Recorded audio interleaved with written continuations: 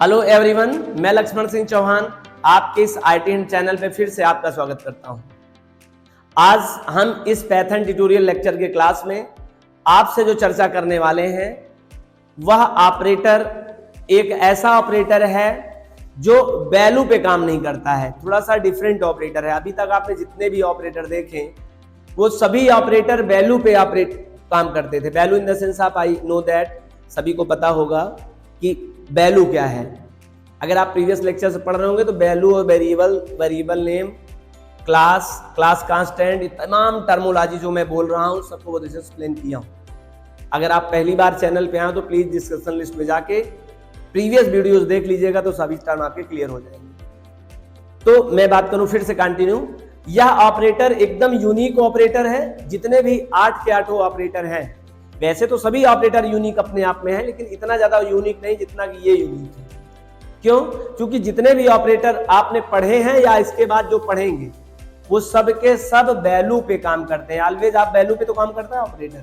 Operator use for the value, value तो use करता है, लेकिन यह एक ऐसा ऑपरेटर है, यूनिक ऑपरेटर है आप कह सकते हो। नाम नहीं यूनिक है, काम है अद्वितीय, इसलिए यूनिक कह रहा हूं, जो कि वैल्यू पे नहीं बल्कि एड्रेस पे काम करेगा। एड्रेस क्या होता है आपको पता होगा, a = 5 मैं करूं तो 5 is a value, a is a object name, और इस एक के लिए एक जगह बना होगा, रैम में याद होगा, प्रीवियस लेक्चर में देखा होगा, हीप, और एक होता है आपका स्टैक। हीप पे जगह लोकेट होता है और उस पर वैल्यू ये 5 अंदर चली जाएगी, और हीप एरिया का अपना एक एड्रेस होता है जिसे आईडी कहते हैं, आइडेंटिफिकेशन। और ये आईडी किसको रिफर हो जाएगी? उस ऑब्जेक्ट नेम को हो जाएगी, और object name as a reference उसको देखता रहेगा। और जब भी यूजर कभी अपने फ्यूचर में उसको वैल्यू प्राप्त करना चाहेगा तो प्रिंट फंक्शन में उस ऑब्जेक्ट नेम को पास करेगा तो ऑटोमेटिकली उस हीप एरिया पर रखी वैल्यू को एक्सेस कर लेगा। ये बातें आपको शायद क्लियर समझ में आई होंगी, क्योंकि पिछली क्लास में हम लोगों ने कई बार इस बात पे चर्चा कर रखा है। ठीक है, वैल्यू क्या है, ऑब्जेक्ट नेम क्या है, ये बात समझ में आ गया। आज का जो लेक्चर है वो है आइडेंटिटी ऑपरेटर, और आइडेंटिटी ऑपरेटर में आज फिर से जैसे मेंबरशिप ऑपरेटर पिछले लेक्चर में हम लोगों ने पढ़ा था, वो ऑपरेटर चिन्ह नहीं थे बल्कि वर्ड थे, और वर्ड जब भी होंगे कीवर्ड फैमिली से आते हैं। तो इस बार भी हम लोगों के ऑपरेटर में जो आया हुआ है वो टॉपिक है आइडेंटिटी ऑपरेटर। और उस आइडेंटिटी ऑपरेटर में 2 टाइप के कांस्टेंट वैल्यू हुआ करते हैं, और ये 2 तरह के कांस्टेंट वैल्यू कौन से हैं? ऑपरेटर ही हैं, लेकिन एज अ वर्ड में हैं तो इनको भी हम ऑपरेटर ही कहते हैं, और दोनों के दोनों कीवर्ड फैमिली से बिलोंग करते हैं, स्मॉल लेटर में लिखे जाते हैं। जैसे इन और नॉट इन था, ठीक उसी तरह से इज और नॉट इज है। ज्यादातर बच्चों में कंफ्यूजन हो जाती है, ध्यान रखना। अगर कहीं एग्जाम में नॉट इज दिया रहेगा तो आप कंफ्यूज हो जाएंगे। क्यों? क्योंकि इससे पहले जो मेंबरशिप ऑपरेटर पढ़ा होगा आपने देखा, उसमें इन और नॉट इन था, मतलब नॉट पहले इन बाद में, लेकिन इसमें जस्ट अपोजिट थोड़ा हो रहा है, यहां कंफ्यूजन बच्चों को हो जाती है। इज के बाद नॉट इज नहीं होता है, इज नॉट होता है। ये नॉट इन और इज नॉट, ये थोड़ों में डिस्टेंस याद रखिएगा, अक्सर एग्जाम में गलती बच्चे कर देते हैं, आप नहीं करिए। Identity operator is a type of operator. Identity operator भी ऑपरेटर का ही प्रकार है पाइथन का। आप तो कंटिन्यूअस कई ऑपरेटर पढ़ चुके हैं, और प्रत्येक ऑपरेटर में पहली लाइन ये रिजर्व लाइन थी। It's use for find out the object ID. इसकी मदद से फाइंड आउट तो करता ही करता है, फाइंड आउट एंड मैच। थोड़ा सा समझिए इस बात को, इस लाइन को ऐसा समझिए, it's use for find out and match the object ID. पहले तो कोई चीज हमें फाइंड आउट करना पड़ेगा, फिर तो मैच करेंगे। तो यहां पे 2 काम करता है। पहले तो उस ऑब्जेक्ट जिसको आप ऑब्जेक्ट दोगे, आप एज अ ऑपरेंड पास करोगे बगल में, उसके पहले वो आईडी पे जाएगा, हीप एरिया पे जाएगा, उसका नंबर लेगा, और फिर दूसरे ऑब्जेक्ट का भी जाके नंबर लेगा, और फिर उसके बाद दूसरे फेज में क्या करता है, दोनों नंबर को आपस में मैच कराएगा। और मैच कराने के बाद वो पता चलेगा क्या वो दोनों एड्रेस सेम है या अलग अलग है। तो ये बताया गया आपको इस लाइन में, it's use for find out and match the object ID is same or not.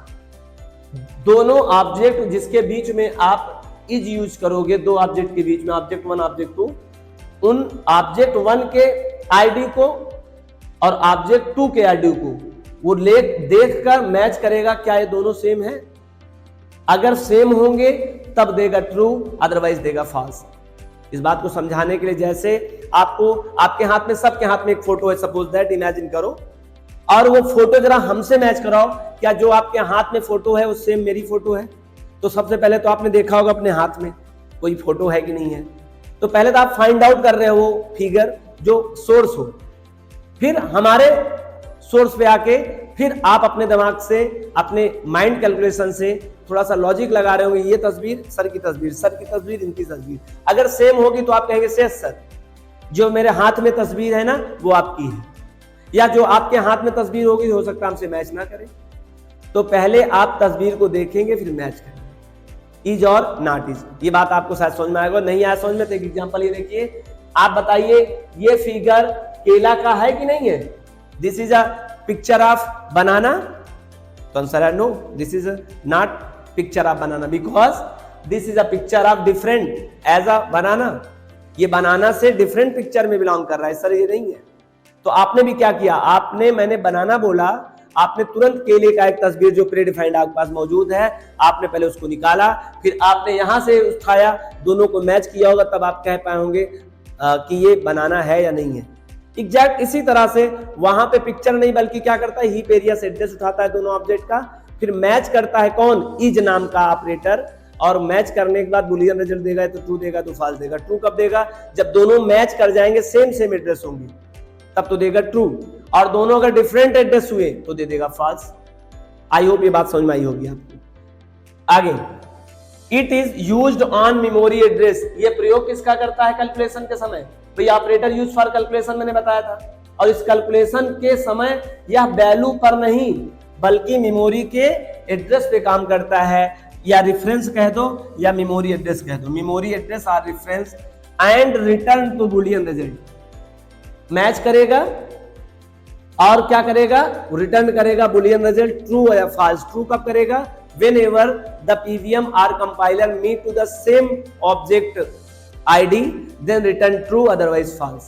अगर आपका PVM या आपका जो कंपाइलर है, इन दोनों के सहयोग से जब वो पहले एड्रेस फाइंड आउट होगा, अगर वो मैच कर गया, दोनों एड्रेस सेम रहा, तो मिलेगा यस ट्रू अदरवाइज फॉल्स। चलें आगे बात करें। The identity operator used to constant symbol as word and is और is not। ये and कोई ऑपरेटर नहीं, and एक नॉर्मल वर्ड है। बता रहा है दो वर्ड यूज किए जाते हैं रिजर्व किसके लिए, इस मेंबरशिप ऑपरेटर के लिए। दो कांस्टेंट सिंबल है जो वर्ड में आते हैं, सिंबल में नहीं आते हैं, नाम है इज और नॉट इज। क्या करते हैं, ये दोनों एड्रेस पर काम करते हैं और एड्रेस को फाइंड आउट करके क्या सेम एड्रेस है कि नहीं ये बताते हैं। Is and is not both are keyword of Python. आपको पहले से बता रखा हूं, जब भी कोई ऑपरेटर होगा और वर्ड में होगा तो वो कीवर्ड ही होगा। हमने कई बार इस बात को रिपीट किया है, तो ये भी ऑपरेटर ही है। तो always return in small case. अच्छा, सिंटैक्स में क्या है, ऑब्जेक्ट नेम, एक ऑब्जेक्ट नेम पास करेंगे, फिर आप लेफ्ट और राइट दोनों ऑपरेंड यूज कर रहा है, इसका मतलब बाइनरी ऑपरेटर है। We can say that in जो आपका इससे पहले मेंबरशिप ऑपरेटर था वो भी बाइनरी ऑपरेटर था, आपका ये जो है आइडेंटिटी ऑपरेटर ये भी बाइनरी ऑपरेटर है। क्यों? क्योंकि दोनों के लिए ही need of two different objects, left hand side and right hand side, always used between the two operand is called to binary operator. इसे हम बाइनरी ऑपरेटर कहते हैं। इज भी यूज किया जा सकता है, इज नॉट भी यूज किया जा सकता है, लेकिन दोनों साथ नहीं यूज करना है, at the same time only one. Is और नॉट इज में इज का जस्ट अपोजिट कौन है, इज नॉट है। पहले से ही उत्तर लेके कोई आएगा बोलेगा क्या नहीं है दोनों मैच।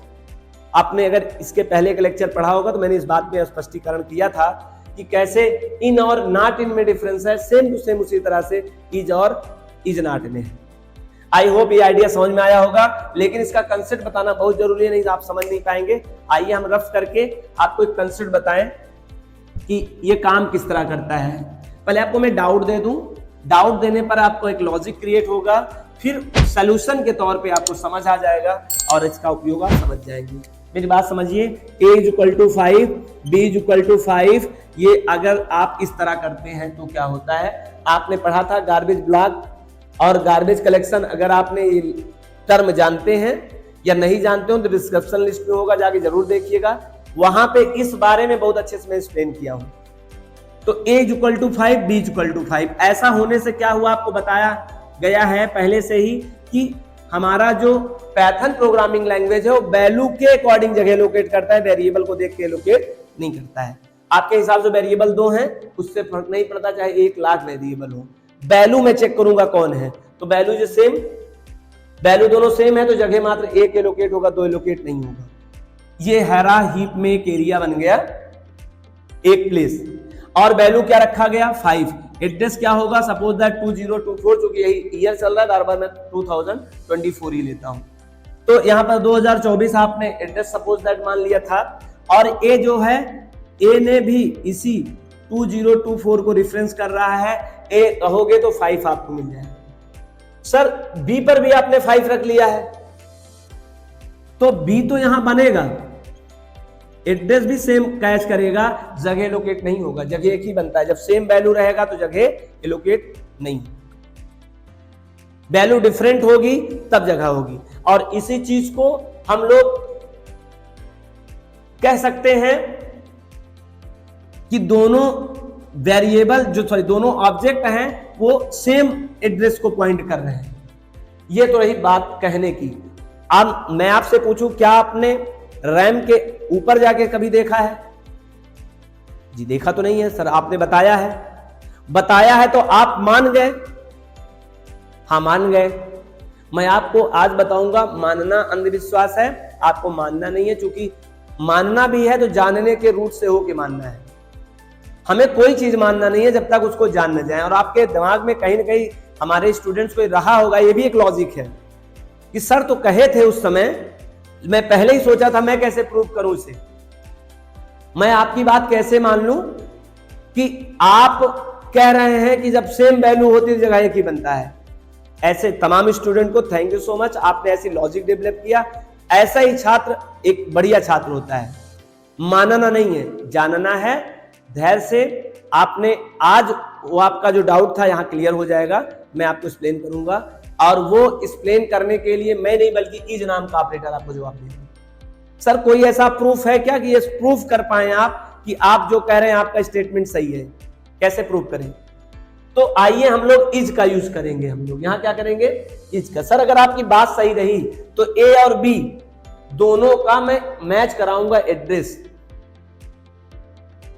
और अगर वो इज ऑपरेटर ट्रू दिया तो सर आपकी बात मैं अब मानूंगा, क्योंकि जानने के बाद मानना होगा। और अभी तक अगर मान रहा तो अंधविश्वास था, सुपरस्टिशियस आप थे।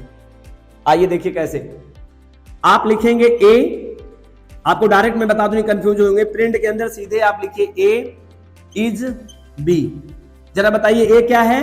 ए is a reference object name, reference इसका रखा हुआ है। बी भी किसको रख रहा है? इसी को रख रहा है। अगर मेरी बात सही नहीं हुई तो इसका मतलब 2 जगह बना होगा, और जब भी कोई 2 जगह बनेगा तो उसका नया नया एड्रेस होना चाहिए। ये प्रूव करेगा चल के कि क्या सच में नहीं जगह बनता है कि सर किंवदंतियां हैं, केवल कही जाती है, ऐसी बात हो या ना हो। तो आइए प्रूफ करते हैं। आप जरा देखिए ए का क्या एड्रेस है? 2024 फाइंड कर लिया। बी का एड्रेस क्या है? 2024। वहां नहीं गया वो, केवल इनको देखा, और जब देखने पे उसको क्या दिखा? दोनों तो वैल्यू सेम ही है ना भाई, डबल इक्वल टू। और इस तरह से उसको क्या रिटर्न करना पड़ेगा? ट्रू। और जब ट्रू आ गया तो तुम समझ लेना, तो इसका मतलब सर वैल्यू एक ही है, रेफरेंस करने वाले 2 हैं। कैसे कह दिया वैल्यू एक ही है? क्योंकि सर एड्रेस एक ही है। अगर आप इसी को इस तरह से समझें, मैंने एक एग्जांपल यहां लिया है, जरा ध्यान से देखिएगा। ये बात आई होप आपको समझ में आया होगा। यहां देखिए a = 5, b = 10। तो ये देखिए एक प्लेस बना, a is equal to 5, a is equal to 10। भाई अलग अलग वैल्यू है तो जगह अलग अलग बनेगा, बिल्कुल श्योर बनेगा। यहां पे 2023 था, यहां 2024 होगा, क्योंकि अलग अगर हीप में एरिया बनेगा तो अलग उसका आईडी जनरेट होगा। और यहां पे आप चेक करिए, ये a इज b, क्या a इज b, क्या a और b दोनों सेम है? तो आउटपुट आएगा फॉल्स। क्यों? क्योंकि 2023 और 2024 ये तो इसको ट्रिगर करेगा। और आप देख रहे हैं, आप ही मैन्युअली चेक कर सकते हैं, 2023 और 24 दोनों सेम तो होते नहीं, तो आंसर हो गया क्या इसका? फॉल्स। इससे पता चल गया, इसी से किसी को पता चला या हमें या किसी को भी मेंटर्स को, ट्रेनर को, कि इस तरह से काम करता है, और हम लोगों ने आपको क्या कर दिया? एक्सप्लोर कर दिया, बता दिया। तो ये तरीका हुआ इज और नॉट। और नॉट इज क्या होगा? स्ट्रिक उल्टा होगा। अगर इज नॉट कर देते तो यहां क्या हो जाता? ए और बी क्या दोनों सेम नहीं है? यस, सही सोच रहे हो, ए और बी सेम नहीं है। और अगर यहां आपने इज नॉट कर देते तो क्या होता सर? यहां पे होता फॉल्स, क्योंकि ए और बी क्या है? दोनों सेम नहीं है। नहीं, बिल्कुल सेम है, आपकी कथन गलत है। तो ये ठीक है, इज और इज नॉट का काम। एक बात आपको मैं और क्लियर कर दूं कि अगर आप किसी ऑब्जेक्ट का आईडी जानना चाहते होंगे तो कैसे पता किया जाएगा? तो एक प्री डिफाइंड फंक्शन होता है आईडी, मैं बहुत एक्सप्लेन करूंगा बाद में। जब पहला प्रोग्राम आपको बताऊंगा, नॉर्मल प्रोग्राम, तो उसमें सब जितने भी फंक्शन होते होंगे प्री डिफाइंड, मैं बहुत अच्छे से एक्सप्लेन करूंगा। और आप इस चीज का बिलीव कर चुके होंगे, जब मैं थ्योरी चीज इतना अच्छे से पढ़ा रहा हूं, तो जब प्रैक्टिकली आएगा तो उसको बिल्कुल एक्सप्लोर करके आपको दिखाऊंगा एग्जैक्टली उसी व्हाइट बोर्ड पर, not need to do on computers. आपको इसी पे एक्सप्लोर करके समझाऊंगा। थोड़ा मेहनत ज्यादा पड़ेगा, लेकिन अब काम ही ऐसा कर रहा हूं, deep knowledge and differ to other, तो सोचना चाहिए था पहले से ही। हार्डवर्क तो है ही, this is not simple task, this is a hard work. किसी को अंधेरे से उजाले में ले आना कितना काम कठिन है आप समझ सकते हैं। कोई बात नहीं, आईडी नाम का एक प्री डिफाइंड फंक्शन है। आप प्रिंट के अंदर, आईडी के अंदर किसी भी ऑब्जेक्ट को पास कर देंगे तो उसका एड्रेस, अगर आप जानना चाहते हैं सर ए का क्या एड्रेस मिले, मैं तो जान लूं, वो तो कल ट्रू फॉल्स बताएगा, हमको कैसे पता चलेगा कि क्या है? आप फिर गोला बीच में दे रहे हैं। तो मैं आपको क्लियर कर दे रहा हूं, आप कैसे जानेंगे किसी भी ऑब्जेक्ट का क्या एड्रेस होता है। आईडी में पहले ए पास करिएगा तो आपको ऑटोमेटिकली 2024 मिल जाएगा, इसके अकॉर्डिंग बात करूं। और आप आईडी में फिर से बी को भी अगर आप करिएगा ना यहाँ पे, तब भी आपको 2024 मिल जाएगा। आप बिना इज के भी अपनी आंखों से मैन्युअली भी इसको टेस्ट कर सकते हैं। क्या सच में ऐसी बात होती है कि सेम वैल्यू के लिए हमारा कंपाइलर या पीवीएम जगह नहीं बनाता है, दोबारा डिफरेंट वैल्यू के लिए ही बनाया जाता है? तो आप वहां से चेक कर सकते हैं। अगर आपको ये लेक्चर समझ में आया हो, आइडेंटिटी ऑपरेटर मैं बहुत अच्छे से एक्सप्लेन नहीं कर पाया हूं, क्योंकि मुझे प्रैक्टिकल में इसको आपको प्रोग्रामिंग स्किल में सिखाना है। फिर भी अपनी तरफ से मैंने आपको पूरी तरीके से समझाने की कोशिश किया हूं। अगर आपको ये लेक्चर पसंद आया हो तो आप इसे लाइक करें, और अगर आप चैनल में पहली बार आए तो प्लीज सब्सक्राइब करें और ज्यादा से ज्यादा लोगों को इसको शेयर करें। और सब्सक्राइब कर लेने से आपको फायदा ये होगा कि अगला जो नेक्स्ट ऑपरेटर है वो बड़ी इंटरेस्टिंग ऑपरेटर में आता है, और उसे हम लोग बोलते हैं बिटवाइज ऑपरेटर। और हम लोग थोड़ा टेक्निकल टर्म में उसको समझेंगे कि बिटवाइज ऑपरेटर क्या होता है। Meet the next class for you bitwise operator. Thank you so much.